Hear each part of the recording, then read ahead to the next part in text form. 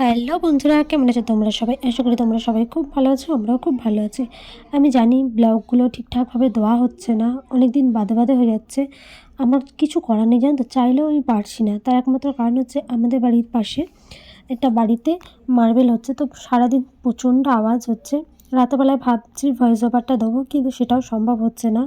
আমার বোন যেহেতু এখানে রয়েছে এবং আমার বোনের মেয়ে, আমরা সবাই একসাথেই যেহেতু ঘুমাচ্ছি, তো আমার বোনের মেয়ে না একটু শব্দে উঠে পড়ে। আমি যে আমার ছেলেকে নিয়ে আলাদা ঘুমাবো আলাদা জায়গায়, তো সেটাও আমার ছেলে হতে দেবে না। কারণ কি, ওর বোন এলে বোনের সাথেই সবসময় থাকবে। তো এই যে আমরা না এখন হচ্ছে যে স্বাদের অনুষ্ঠানটাতে যাব, তো সেই মেয়েটির জন্য কিছুটা কিনবো ভাবছি। আমি ভেবেছিলাম যে প্রেগনেন্সি পর যে কুর্তিগুলো পরে সেইগুলো কিনবো, তো এখানে সেগুলো ছিল না। যেই সমস্ত দোকানে গিয়েছিলাম আমরা, তারা বললো যে অনলাইন থেকে এগুলো পাওয়া যাবে, আমাদের কাছে এখনও আমরা রাখছি না। তো ভাবলাম যে তাহলে ঠিক আছে নাইটি কিনে দিই, কিন্তু একই সমস্যা, নাইটিগুলো কালারগুলো খুব একটা পছন্দ হচ্ছে না। আর আমি মেয়েটাকে, মানে ওটি দিদি হয়, আমি যেহেতু অনেক দিন আগে থেকেই তাকে চিনি, আমি জানি তার টেস্টটা কেমন, মানে তার কেমন ধরনের জিনিসগুলো পছন্দ হতে পারে। তো ওর জন্য আর এখানে সেরকম দেখা হলো না। এর জন্য আমি ভাবলাম, এবং আমার বড় আমাকে বলল যে ঠিক আছে এখানে তুমি দেখো, না পছন্দ হলে স্মার্ট বাজারে চলে যাব, যেটা আগে বিগ বাজার ছিল। তো এই বিগ বাজারে এসেছি। আর আমার ছেলের প্রথম থেকেই হচ্ছে আমি পিৎজা খাবো। তো পিৎজা তো খাওয়াবো, তার আগে আমার বোনের ফোনটা আগে ঠিক করতে হবে।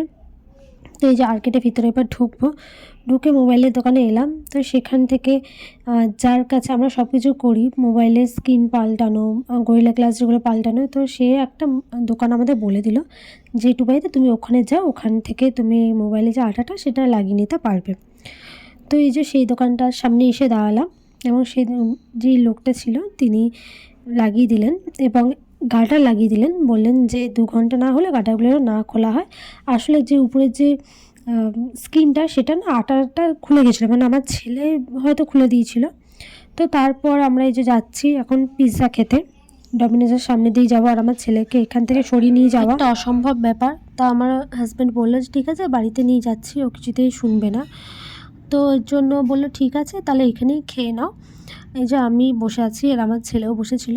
খুব একটা টাইম হয়নি, মানে বেশিক্ষণ বসতে হয়নি, তার আগে পিৎজাটা দিয়ে গেছিলো। আর আজকে একটা কর্ন পিৎজা নিয়েছিলাম। তো এই যে এবার পিৎজাটা খাই, আর ওকেও খাই দিয়ে, আসলে ওর না খিদেও পেয়েছিল।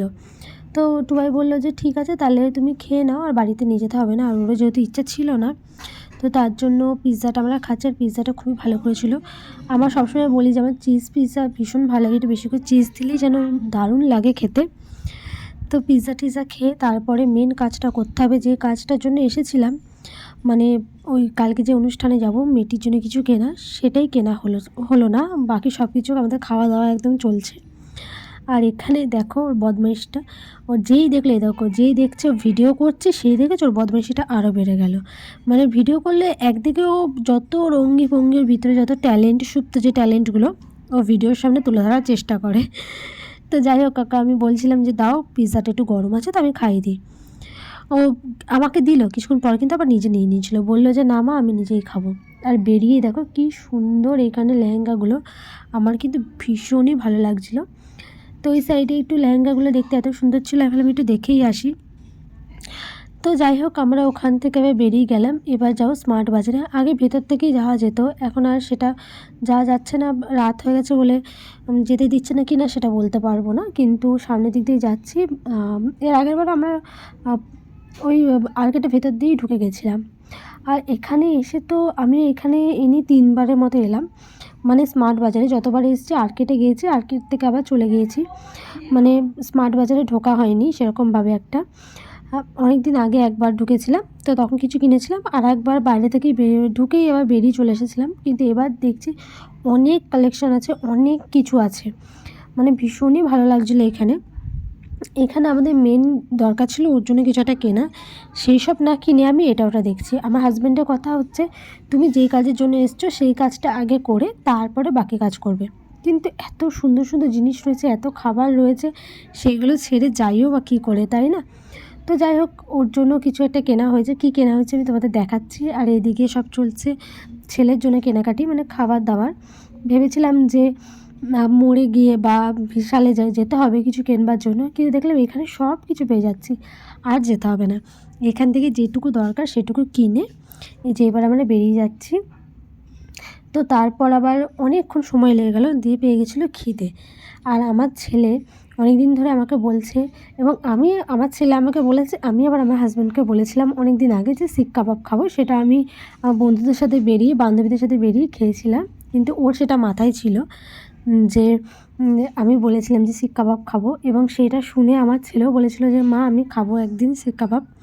তো যাই হোক, ওর জন্য একটা রেস্টুরেন্টে চলে এসেছি, সেখানে শিক কাবাব খাবো। আর ভেতরটা কোজি, একদমই একটুখানি জায়গা, মানে এখানে আসলে বেশি কেউ ঢুকে বসে খায় না, সবাই যেটুকু দরকার হয় কিনে নিয়ে চলে যায়, যার জন্য খুব একটা সিট ছিল না। আর এখানে ভিতরটা দেখো কি সুন্দর না।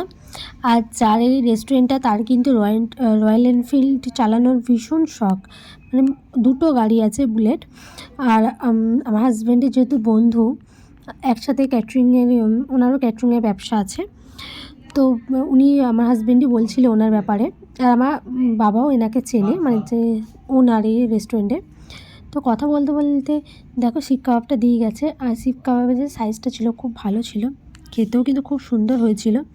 শিক কাবাবে যে এটা পোড়া পোড়া গন্ধ, সেই গন্ধটা যদি যত বেশি স্ট্রং হয় মনে হয় খেতে আরও বেশি সুন্দর হয়। তো এখানে শিক কাবাবটা সত্যিই খুবই সুন্দর ছিল। আর আমি ওপর থেকে একটু লেবু ছড়িয়ে দিতে বললাম। তো এই যে এইখানে আমরা এটাও শিক কাবাবটাও খুব মজা করে খেলাম। তো চলো এবার খেয়ে দিয়ে তারপরে বাড়ি যাব। আর আজকে সন্ধ্যাটা সত্যি খুবই ভালো কাটলো। তো তোমাদের বাড়িতে গিয়ে দেখাবো যে আমি কী কী কিনলাম, এবং কালকে যে অনুষ্ঠানটাতে যাব সেই মেয়েটি বা দিদি যাই হোক তার জন্য আমি কী নিলাম।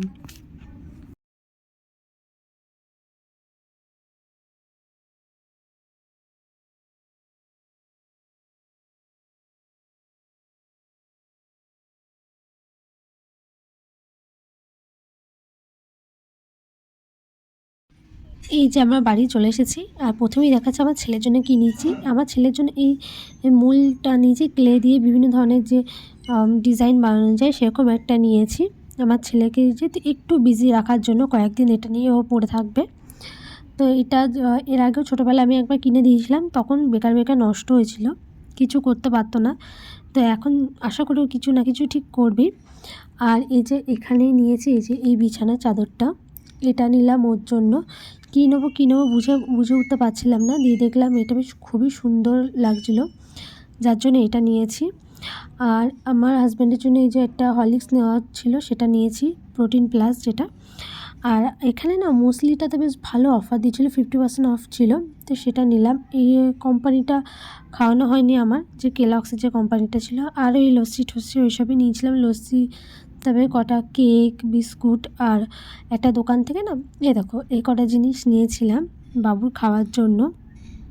আর আমার ছেলে না মেন্টস না কী যেন বেশ একটা, ওটা আবার একটা কিনেছিল যে সেন্টার ফ্রেশ। আর বাইরের একটা দোকান থেকে সেখানে বডি অয়েল, শ্যাম্পু, কাজু, কাঠবাদাম, এই সমস্ত জিনিসগুলোই কিনেছিলাম।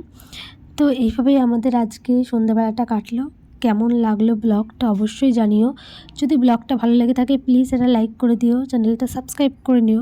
আর ফেসবুক থেকে দেখলে চ্যানেলটা কিন্তু অবশ্যই ফলো করে দিও। আর এই দেখো দুই ভাই বোনে মিলে খেলা শুরু। যেই না কিনেছি, কিনে আনতে দেরি আছে, নষ্ট করতে তো দেরি নেই। ভাবলাম 2-1 দিন যাবে, একদিনও বোধহয় আর যাবে না।